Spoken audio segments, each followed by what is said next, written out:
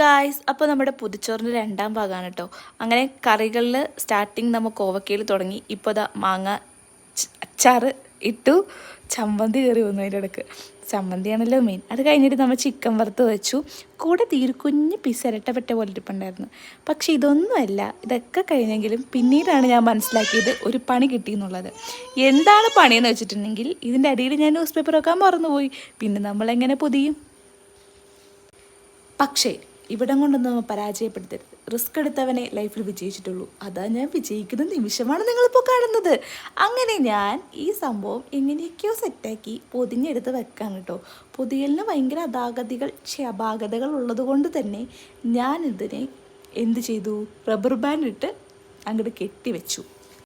മഴ പെയ്യുമ്പോഴുള്ള ചോർച്ച മാത്രമല്ല, ഇതിലും ചോർച്ചയുണ്ടെന്ന് ഞാൻ മനസ്സിലാക്കി. എന്താവോ എന്തോ, എന്ത് ഗതിയാണേലും ഞാൻ തിന്നില്ലെങ്കിൽ എൻ്റെ അധോഗതിയാണ്. അപ്പോൾ അടുത്ത വീഡിയോ